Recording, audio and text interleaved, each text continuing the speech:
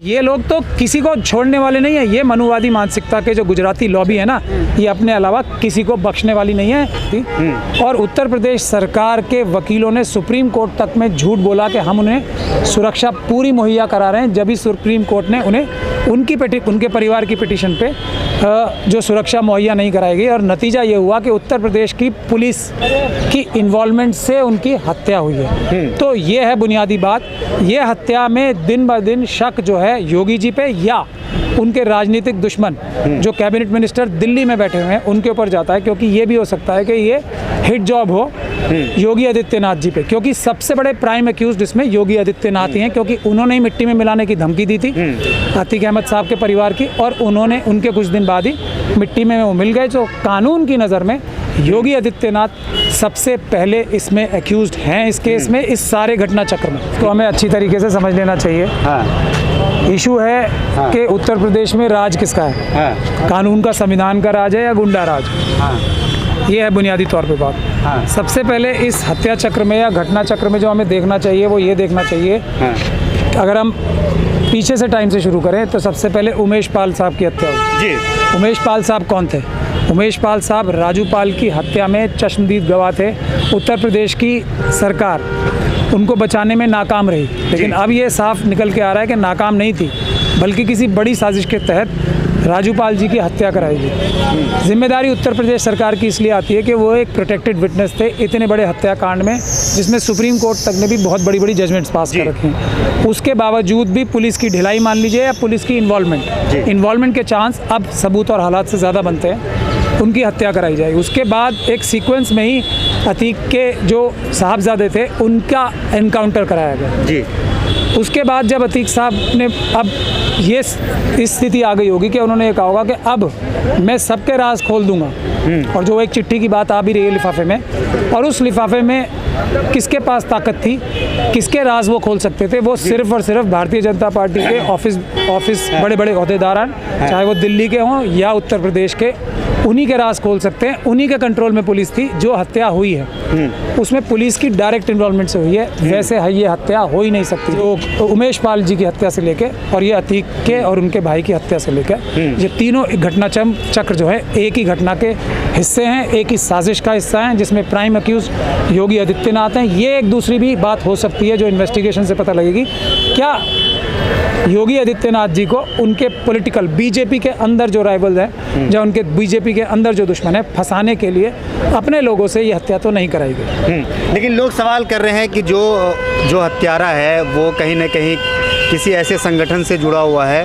बजरंग दल के ऊपर भी जो है क्या नाम है, लोग शक कर रहे हैं कि ये बजरंग दल का कार्यकर्ता है। लेकिन सवाल ये है कि जो उत्तर प्रदेश के सीएम है वो तो लगातार काम कर रहे हैं। आप देखा होगा कई पुलिस वाले उसको भी सस्पेंड कर दिया है। सस्पेंड करने का मतलब इन हालात में होता है जो पुलिस वाले हैं उनको मजबूती देना, उनकी मदद करना, और इससे ये एक और इशारा इस बात की तरफ करता है कि उत्तर प्रदेश की सरकार की इन्वॉल्वमेंट है। सस्पेंड करना नहीं था, उनके खिलाफ तो एफआईआर दर्ज होनी है। तो एफआईआर ना दर्ज करके सस्पेंड करना का मतलब होता है कि हम 10-15 दिन के लिए तुम्हें साइडलाइन कर रहे हैं, तुम पब्लिक की नज़र में आओगे, प्रेस की नज़र में आओगे, तुम्हें बचाने के लिए सस्पेंड किया जा रहा है, उसके बाद तुम्हें बहाल कर दिया जाएगा। वो लोग तो मुलजिम हैं इस केस में। दूसरी बात यह है कि अब आप ये देखेंगे कि आगे के घटना चक्र में क्या हो रहा है।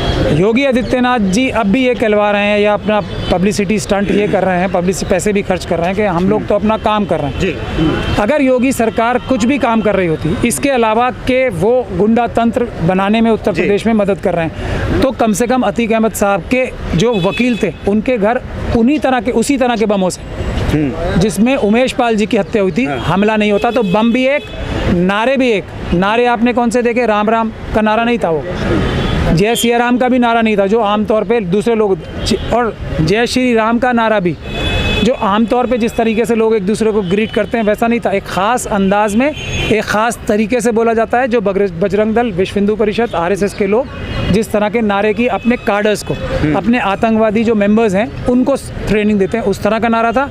और ये जो आप जिसकी बात कर रहे हैं वो बजरंग दल का कार्यकर्ता था, ऐसा उसकी फेसबुक अकाउंट से भी साफ नज़र आ रहा है। तो बजरंग दल आरएसएस का संगठन, उसी ने ये हत्या की है। तो योगी आदित्यनाथ या कैसे कह सकते हैं सर, कैसे आप डायरेक्ट इल्जाम लगा सकते हैं कि उसी ने हत्या करवाई है? बजरंग दल का अभी जांच भी नहीं हुआ है, रिपोर्ट भी नहीं आई है। ये बात आपकी बिल्कुल सही है, लेकिन जो शक की सुई है मजबूत से मजबूत होती जा रही है कि या तो योगी आदित्यनाथ जी ने ये कराया है पूरा घटना चक्र, या उनके पॉलिटिकल दुश्मन बीजेपी के जो दिल्ली में बैठे हैं उन्होंने जाति दुश्मनी भी हो सकती है, कोई पर्सनल मामला हो। तभी तो उनके वकील तभी तो उनके वकील के घर पे भी हमला हो रहा है कि चुप रहो। पुलिस ने फेक बता दिया है। मैं बता तो रहा हूँ फेक, मैं तो पुलिस किसकी है ये और शक पैदा करता है। उत्तर प्रदेश की पुलिस को इस सारे घटना चक्र को इन्वेस्टिगेट करना ही नहीं चाहिए। उत्तर प्रदेश के एक एटीएस के चीफ हैं और जो भारत में जितने भी एटीएस हैं ना, वो अपने अपने चीफ मिनिस्टर और अपने अपने राजनीतिक आकाओं के लिए सही गलत काम करते रहते हैं, ये जग जाहिर बात है। तो उत्तर प्रदेश की इन्वेस्टिगेशन, इस केस में जो इन्वेस्टिगेशन होनी चाहिए, सबसे पहले जो उत्तर प्रदेश के एटीएस के चीफ हैं उनकी इन्वेस्टिगेशन होनी चाहिए सबसे पहले। और आपने ये साफ देख लिया कि जब मैं आपको ये बता रहा हूँ, कोई इस बात को मना कर रहा है कि वो बजरंग दल का कार्यकर्ता नहीं था? नहीं कर रहा ना मना। बजरंग दल वाले तो मना कर रहे हैं कि हमारा कोई रिश्ता नहीं होगा। ये इन्वेस्टिगेशन में पता लगेगा। उन्होंने आज तक ये मना किया जब उसने फेसबुक पे लगा के वो कर रखा था। उसी प्रकार के, उसी तरह के नारे जो जहांगीरपुरी में, जो दिल्ली के दंगों में, जो बिहार शरीफ में लगा है, उसी टोन में। आप देखिए, जय श्री राम कहने का भी एक तरीका होता है। जो बजरंग दल के आरएसएस के कार्यकर्ता हैं, जो आरएसएस के भी आतंकवादी कार्यकर्ता हैं, वो उसी एक ख़ास तरीके से नारा लगाते हैं। बाकी अगर आरएसएस, मैं बिल्कुल मान रहा हूँ, मैं तो खुद ही पालन कर रहे हैं। मैं खुद ही कह रहा हूँ, वो राम राम का नारा नहीं लगा था, वो जय श्री राम का भी नारा नहीं था, वो जय श्री राम का भी नारा ऐसे नहीं था जय श्री राम। वो एक ख़ास अंदाज में, जैसे मिलिट्री ट्रेनिंग होती है ना, वो एक जो वॉर क्राई की तरह ट्रेनिंग होती है, वो बजरंग दल के भी जो कार्यकर्ता हैं वो सारे के सारे आतंकवादी हैं, क्योंकि वो आतंकवाद की घटनाओं में लिप्त रहते हैं। वो पूरी ट्रेनिंग, लेकिन आरएसएस के एक मिनट सुन लीजिए, आरएसएस के जो कार्यकर्ता हैं वो बहुत सारे बजरंग दल के कार्यकर्ता नहीं हैं। वो अगर जय श्री राम बोलेंगे तो आप देखेंगे उनके जय श्री राम बोलने में, बीजेपी के बहुत सारे कार्यकर्ताओं को देखेंगे जय श्री राम बोलने का तरीका एक अलग होता है। और ये जो क्रिमिनल्स, जो आतंकवादी हैं, वो एक ख़ास तरीके से नारा लगाते हैं, वो इम्पोर्टेंट है। जो शाइस्ता परवीन है, अतीक साहब की वाइफ है, वो जो है फरार चल रही है। अब जो जितने भी मीडिया हैं सबकी नज़र उसके ऊपर है, कहीं उसका भी जो है इनकाउंटर ना हो जाए। और लेडी डॉन कहा जा रहा है। इस देश में इस वक्त अगर सबसे ज़्यादा जान को ख़तरा है कुछ लोगों की, वो हैं ये तीनों शूटर्स। नंबर 1 पे इनका नंबर है। इनको पूरी संभावना है कि सबूत मिटाने के लिए मारा जाएगा और पुलिस की कस्टडी में, जिस पुलिस की और एटीएस के जो चीफ है ना, उनका नाम जुड़ता रहा है जेल के अंदर जाके तक हत्याएं कराने में। तो सबसे बड़ी जो ख़तरे के ऊपर है, तो मैं इनकी फैमिली से भी ये बोलूँगा कि वो जो भी बातें उनको पता है इनके बारे में, वो साफ तौर पे आके मीडिया में बता दें। दूसरा सबसे बड़ा ख़तरा है अतीक अहमद की फैमिली को, उनके बाकी मेंबर्स को और उनके बाकी दोस्तों को, जो भी इस घटना चक्र के बारे में जानते हैं, उनकी जान को सबसे बड़ा ख़तरा है। उनको चाहिए कि प्रेस के माध्यम से या वीडियो बना के सारे सबूत जाहिर कर दें, या किसी अच्छे वकील के पास जाके सरेंडर कर दें। उनको पूरी तरीके से कानूनी सहायता मिलेगी, लेकिन वो सरेंडर करें और पूरे सबूत लाएं।